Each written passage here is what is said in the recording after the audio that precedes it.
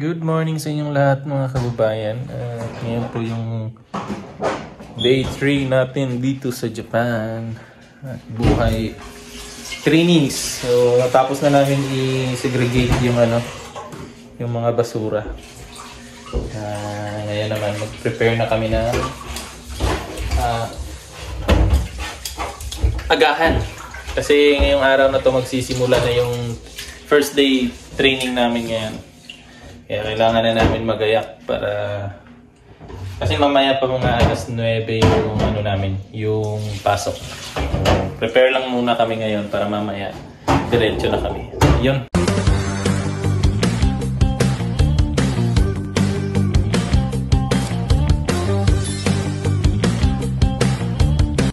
Yeah, nakahanda na tayo. Baba muna tayo para makibalita sa baba kung ano na. Nandiyan na ba si Sensei? Let's go. Meanwhile, katatapos lang kumain. Kamusta yung first day, Franz? Good. Tasket ko dasay. Kapre, kamusta yung first day mo? Masakit sa ulo. Sakit sa ulo, pre. Masakit sa ulo. Tapos lang po ng kumain. Lunch break po.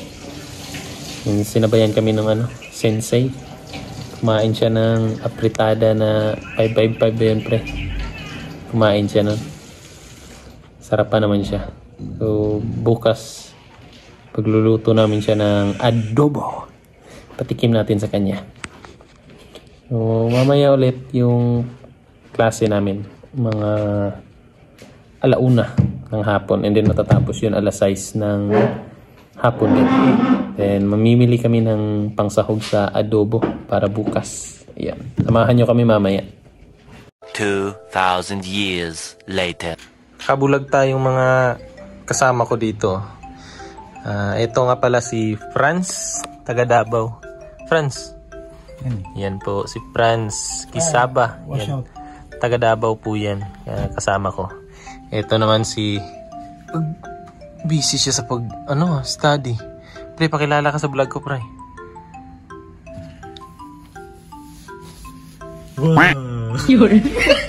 Hello guys. Anong pangalan mo, pre? Ano nga ba yun? Ano nga pangalan mo? My name is Bam. Bam. Yan Bam po. Sapu. Po. Taga Maynila po yan, mga kababayan. Oh, not. I'm from Cavite. Cavite pala. Hi. Sa mga naghahanap ng Cavite dyan. Mga Dito, Cavite dyan. Shout out sa mga Cavite niya. Mahal ko kayo lahat. Cavite niya na nasa Japan na siya ngayon. Lahat ng mga taga Cavite, lapit kayo sa akin. Napagod kasi kami sa klase namin kanina, ni Hongo. Kamusta naman yung mo, pre? Yung unang araw mo sa school? Okay lang ba? Sakit sa ulo. Sakit sa ulo, no? At pagka hindi ka nag-aaral sa Pilipinas ng ay wala. Wala pa ka dito. Ano yung mapapayo mo sa mga nagbabalak ng Japan? Or yung pre, yung nasa stage na sila na papunta na sila dito. Ayun, pagbuti yung pag-aaral nyo. Kasi gaya sa nangyari sa akin, binadali kami ng agency namin. So ayun, nangyari sa akin. Wala pa isang buwan siguro yun. Nag-aaral kami online lang. Wala bang isang buwan? Wala pa siguro. Mga isa't kalate. Ay, hindi. Baka siguro wala pang isang buwan. Isang buwan? Kasi Monday to Friday lang yun. Tapos Online, 2 hours diba? lang. 2 hours Online lang? pa. Abuti pa pala yung sa amin kasi half day. Hindi sa inyo. Sa amin 2 hours lang. Face to face pa kami na. Ano, tutunan ko, hindi ko show lang ata. Sabay ngayon, kaya ngayon, todo lang. Opo. So yan po yung mapapayo namin sa inyo na habang nasa Pilipinas pa po kayo, may time kayo na mag-aral ng Nihongo. Mag-aral po kayo kasi talagang pagdating nyo dito, magsisisi po kayo pag hindi nyo pinagpukusan yung Nihongo. Talagang yung Nihongo talaga yung isa sa mga panglaban natin dito. Kasi hindi natin sila makakausap kung wala tayo nun. Ito naman si Franz, magaling na to. Kaya patulog-tulog na lang yan. Wala na yung pakialam sa Nihongo. Patulog-tulog na yan eh. Sarap buhay na lang yan. Yan, sarap buhay na lang yan. Opay, doko. Opay, doko. So, galing dito, narinig nyo yung ingay ng ambulansya kanina. Ewan ko, may siguro. May kinuha siguro dyan. May ingay. Narinig nyo yun. Mamaya, lalabas kami kasi si Sensei kanina sumalo sa amin kumain ng ng tanghalian. Yung ulam namin, apritada ba yun, pre? Apritada. Apritada na 555 na anong tawag nito? Dilata. Tapos ang akala niya si pare yung nagluto. Sabi niya, sabi niya sarap daw, sarap siya eh. And then, ayun, gusto niya daw kumain ng adobo. So bukas, pagluluto siya ni Franz ng adobo. So mamimili kami mamaya doon sa sa tindahan ng mga ingredients. Yun. Samahan nyo kami. Sana meron para makaluto tayo. Dito na ako sa labas. Nauna ulit ako sa kanila eh. Babagal ng dalawa eh. Mamimili na kami ng pag ganitong oras dito mga kababayan, sobrang lamig. Hangin siya eh. Lamig. Pero mas mas gusto kong ganito yung panahon. Masarap siya. Masarap maglakad-lakad. And then, kaso nanunuyo yung ko eh. Nanunuyo yung lips ko. Mauna tayo maglakad dito. Tagal ng dalawa. Ito na yung isa oh. Ganda talaga dito no, hindi ka magsasawa ba? Ay. Days is so clean. Sabi ni Sensei kanina, pag naglalakad ka daw, kailangan ka na sa kaliwa. Tama ba 'yun? Right. Sa right. Right yata 'yun eh. Hindi ko sure. Pag nagbabike daw, yun yung dapat ka nasa kanan. Kanan ba yun? Yung nakalimutan ko. Doon yun, sinulat ko yun. Ang ganda ng mas ko yung ganitong pre. Ang ganitong panahon pre. Yung ganitong oras na na maglakad. So tingnan niyo yung tingnan niyo yung paligid. Yan parang yung langit nagbe-blend sa niya. Ang ganda. Kadalasan din ng yung mga balay, bahay nila dito magkakakulay, ganyan yung mga building parang magkakakulay siya, maganda siya sa mata, yung ganyan na mga kulay yung gusto ko eh. Ayan, ang lawak dito, ang ganda ang ganda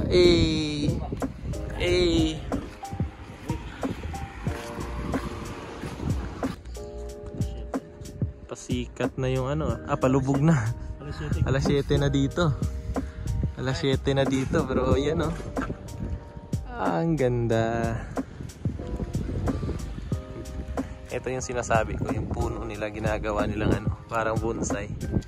Yan pinuputol nila and then sinishape nila ng ganyan. Ayan. Ang resulta niyan, ang ganda.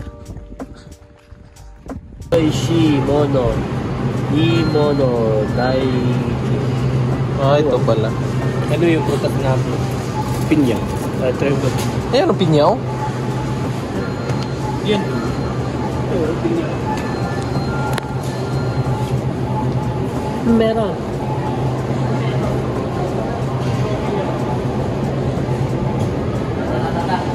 Hanap tayo ng sibuyas. Sibuyas and then peanut.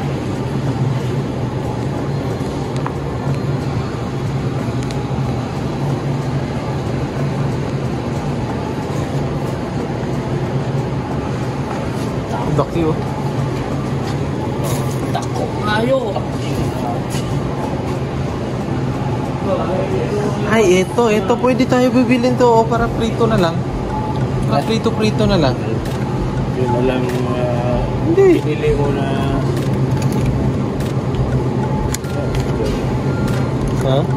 dapat mag-preserve tayo. Prito na lang ba? Preserve na yung Hirap kami mga kababayan kasi hindi namin alam kung ano yung suka. Hindi namin alam kung saan dito. Yan Hindi namin alam. Meanwhile, Gabi na. Kung sa Davao safety maglakad ng gabi, dito mas safety. Kasi walang tao. Kahit walang ilaw yung daan.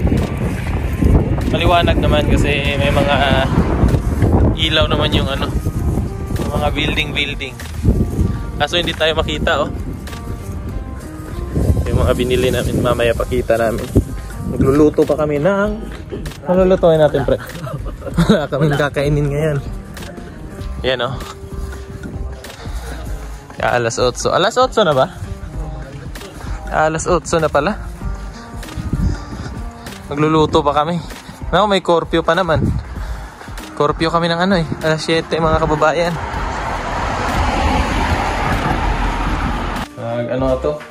Dito na kami sa loob. Mag-experiment lang ako ng lulutuin ito. Breast ng manok. Maglagyan ko lang ng itlog. Ito lang yung lulutuin ko. Yung adobo. Imamarinate na yun ni Franz ngayon. And then bukas lulutuin tayo niya. Ito yung namin ngayon, hapunan.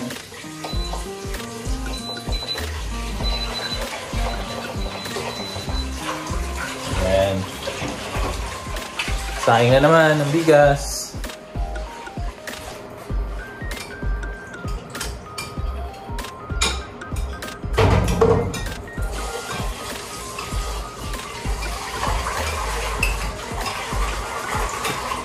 Manok siguro.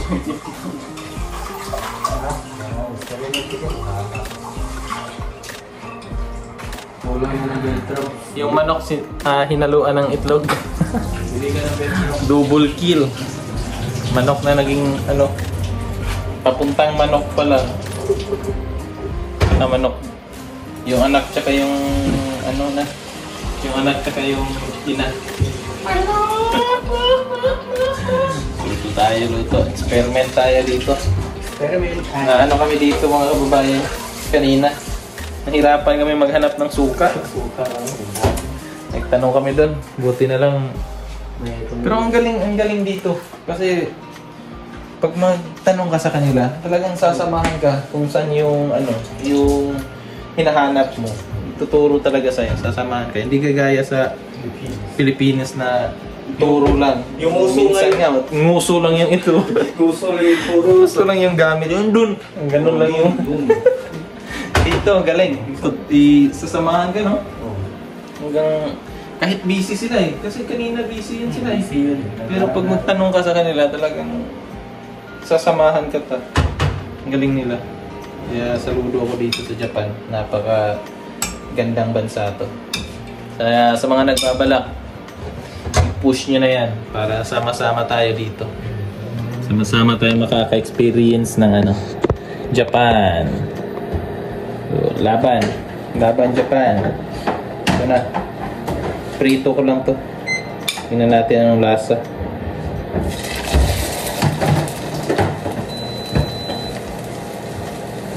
Oops.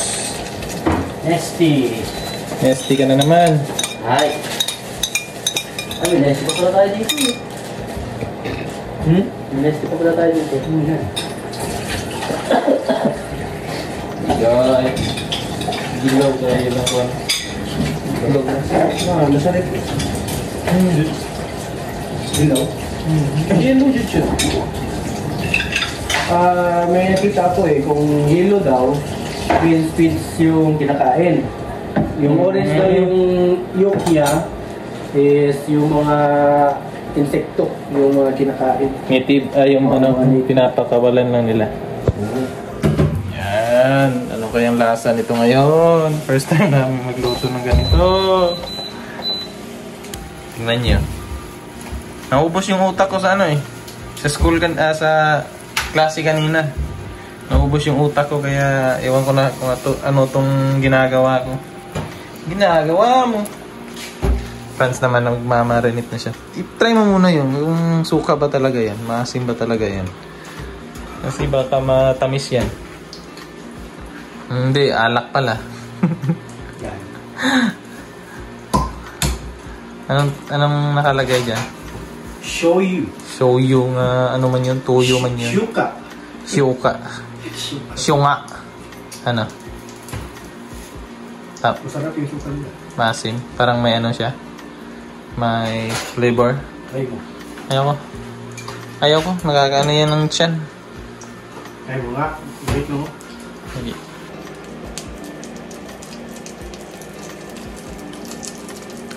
Yung matamis, no?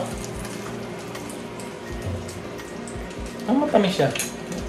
Siguro yung ano ng labas ng adobo mo niya, ano siya? Manamis-tamis. Tapos na po kaming kumain. At maya-maya magpapahinga na kami.